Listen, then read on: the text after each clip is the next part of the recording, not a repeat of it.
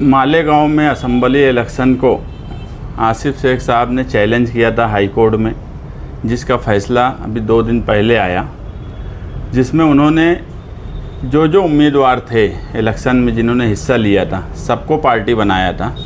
Respondent number 5 की हैसियत से शान-ए-हिंद को भी पार्टी बनाया गया था और कॉन्स्टिट्यूशन और पीपल्स एक्ट के ख़िलाफ़ ये इलेक्शन हुआ। इस पर वो पिटिशनर थे, जिस तरह से मुफ्ती इस्माइल साहब रिस्पोंडेंट थे उसी तरह शान-ए-हिंद भी रिस्पोंडेंट थी। हमने जो है पिटिशनर की साइड से 9 जून 2025 को रिप्लाई एफिडेविट हाई कोर्ट में दाखिल किया था, जिसमें हमारा सिर्फ 2 मुद्दे पर हमने एफिडेविट फ़ाइल किया था कि जो इलेक्शन के वक्त में मौजूदा एमएलए ने अपने प्रचार के वक्त जामा मस्जिद से ये कहा था कि खातून क़यादत नहीं कर सकती, खातून को वोट नहीं देना चाहिए। इसी तरह एक पॉम्पलेट बांटा गया इलेक्शन के वक्त कि ख़वातीन को शरीयत के में ये अलाउड नहीं है कि वो इलेक्शन लड़े या उनको यानी वो क़यादत करे। इस तरह का पॉम्पलेट, ये 2 चीज़ हमने हाई कोर्ट में रिप्लाई एफिडेविट के तौर पर दाखिल किया था। मगर जब हाई कोर्ट का फ़ैसला आया जो 64 पेजेस का है, तो हाई कोर्ट के फ़ैसले को मैं और जो हमारे वकील थे उन्हें लगता है कि वो फ़ैसला सही नहीं है, वो चैलेंज होना चाहिए। और इसके लिए क्योंकि उस फैसले में, हाई कोर्ट के फ़ैसले में आसिफ शेख साहब जो पिटिशनर थे उनकी तरफ से तो बातें आई, मुफ्ती साहब जो रिस्पोंडेंट थे उनकी भी बात आई, मगर उसमें शान-ए-हिंद ने जो रिप्लाई एफिडेविट फ़ाइल किया था ना हाई कोर्ट ने उसको रिजेक्ट किया ना हाई कोर्ट ने उसको एक्सेप्ट किया, ऐसा बताया। उस पर कोई बात ही नहीं हुई।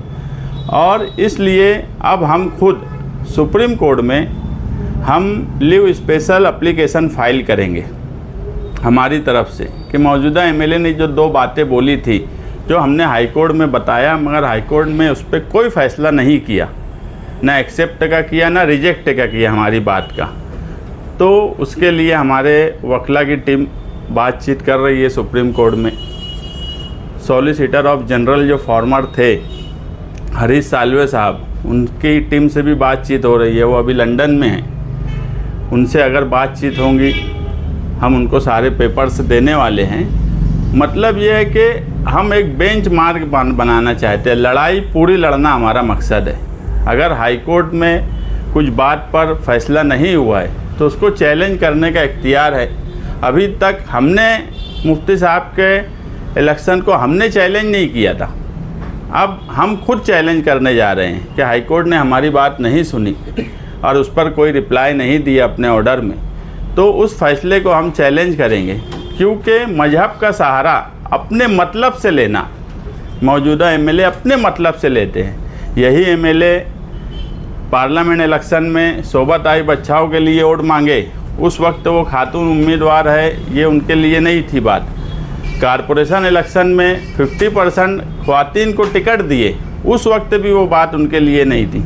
मगर जब अपने मतलब की बात आती है तो शरीयत को अपने हिसाब से इस्तेमाल करना, और जब अपना मतलब निकल जाए तो शरीयत को उस हिसाब से इस्तेमाल करना, ये बात न कॉन्स्टिट्यूशन के लिए बराबर है न शरीयत के हिसाब से बराबर है कि अपने मतलब से सिर्फ इस्तेमाल करना, और हर वक्त ये चीज़ होती है।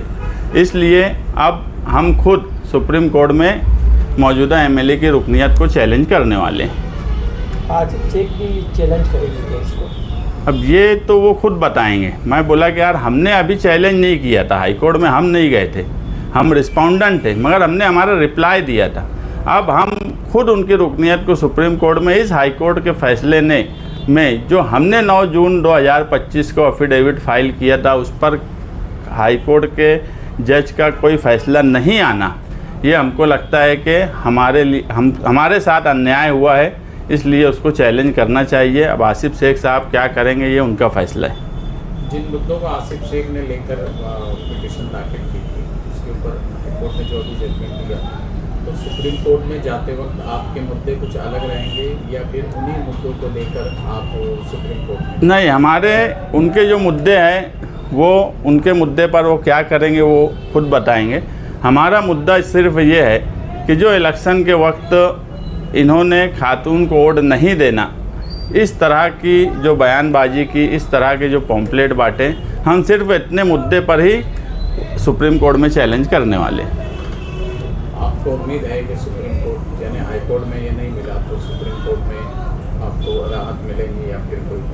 हाँ, मुझे पूरी ऑर्डर पढ़ने के बाद हमारी लीगल टीम, हमारे सीनियर काउंसिल से मैं कल मुंबई में मिला, उनका भी ये बोलना है कि जिस मुद्दे पर सबसे अहम फैसला होना चाहिए था, उस मुद्दे पर हाई कोर्ट ने शान हिंद के रिप्लाई पर कोई ऑर्डर नहीं किया, इसलिए ये ऑर्डर हर हाल में चैलेंज होगा। और हमें उम्मीद है, और लड़ाई जो है, अगर कुछ गलत हुआ है तो उसके खिलाफ़ लड़ाई पूरी होना चाहिए। कितना वक्त लगेगा, कितना वक्त हो गया, इन सब से हटकर अगर कोई गलत चीज़ है तो हमें जो कानूनी तौर पर जितना हमें इख्तियार है, सुप्रीम कोर्ट तक हमारे पास इख्तियार है, हम वहाँ तक लड़ाई लड़ेंगे। हार जीत का फ़ैसला अल्लाह के हाथ में है, मगर लड़ाई लड़ना ये हमारे इख्तियार में है। अगर कुछ गलत हुआ है तो उसके खिलाफ़ लड़ना चाहिए, ये हमेशा से हमारा उसूल रहा है और हम उस उसूल को सामने रखकर ये लड़ाई पूरी लड़ेंगे।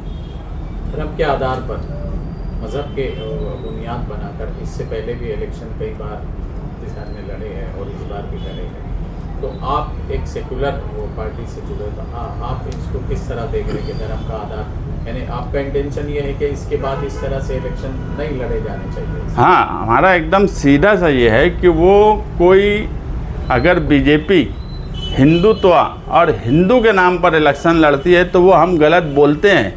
हर मुसलमान बोलता है कि ये गलत है।